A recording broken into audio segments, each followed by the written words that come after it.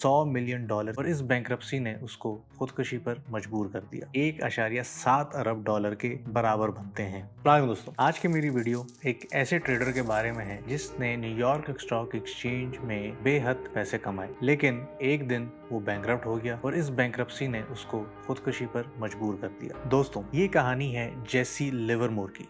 Jesse Livermore made $1.8 billion off a single trade.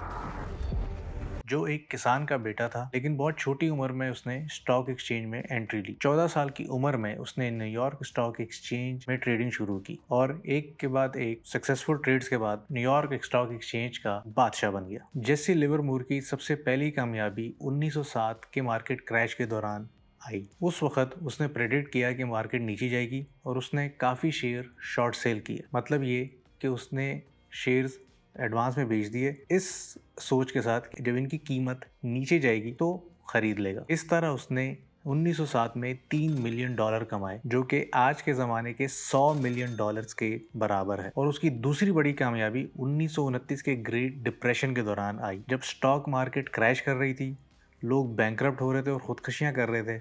उस दौरान Jesse Livermore ने 1929 में $100 मिलियन का प्रॉफिट कमाया, जो कि आज के वक्त 1.7 अरब डॉलर के बराबर बनते हैं। दोस्तों, इतनी कामयाबियां समेटने के बाद जेसी लिवरमोर ओवर कॉन्फिडेंट हो गया और उसकी अना की वजह से वो सिर्फ जीरो पे ही नहीं बल्कि बैंकरप्ट हो गया। 5 साल पहले ही उसने $100 मिलियन कमाए। इसके बाद वो कभी भी अपनी दौलत रिकवर नहीं कर सका और डिप्रेशन का शिकार हो गया और यूं ही 1940 में उसने एक होटल रूम में खुदकुशी कर ली। तो दोस्तों, ये स्टोरी सुनाने का मकसद ये था कि अगर आप एक नए ट्रेडर हैं स्टॉक एक्सचेंज में, तो आप जेसी लिवरमोर की जिंदगी से क्या सीख सकते हैं, उन गलतियों पे रोशनी डालें ताकि आप वो गलतियां ना करें और ओवरऑल प्रॉफिटेबल रहें। दोस्तों, जेसी लिवरमोर क्योंकि शुरू से ही एक कामयाब ट्रेडर रहा, जिसने उसको एक ओवर कॉन्फिडेंट इंसान बना दिया। वो ये समझने लगा कि पैसा कमाना तो बहुत आसान है, आज तक मेरी कोई ट्रेड फेल नहीं हुई और मेरी इतनी प्रिडिक्शन सही हुई है और मुझे $100 मिलियन का प्रॉफिट दे चुकी है, तो आगे चल के भी ऐसा ही होगा। इस ओवर कॉन्फिडेंस की वजह से उसने गलत फैसले लेना शुरू किए और आहिस्ता ही आहिस्ता अपनी सारी दौलत गंवा बैठा। तो इससे आपने ये सीखना है कि कभी भी अगर आपकी कुछ ट्रेड्स कामयाब हो जाएं, तो आप ओवर कॉन्फिडेंट ना हो। आप अपने आप से ये सवाल करें कि क्या ये वाकई में मेरी स्ट्रेटेजी थी जिसने मुझे ये कामयाबी दी, या एक खुश नसीबी थी कि मैं एक अच्छे पॉइंट में मार्केट में मैं एंट्री ली और मार्केट तेज हो गई। क्योंकि इस तरह के सवालात आपको सिचुएशन को ओवरऑल असेस करने में मदद करेंगे और आप अपने आप को इम्पल्सिव डिसीजन लेने से रोक पाएंगे।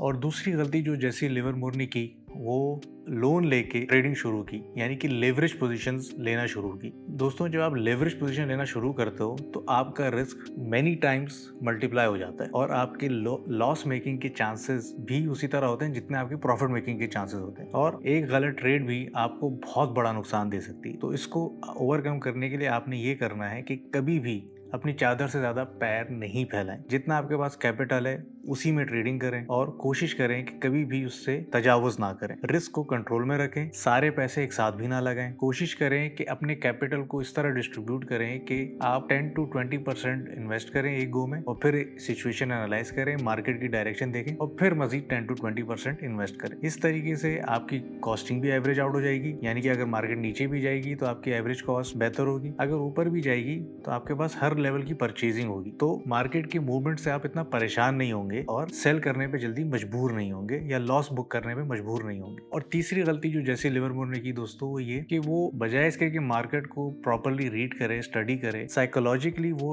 ऐसी जगह पे था, उसका कॉन्फिडेंस लेवल इतना ज्यादा था कि वो ज्यादा इन डेप्थ रिसर्च नहीं कर रहा था।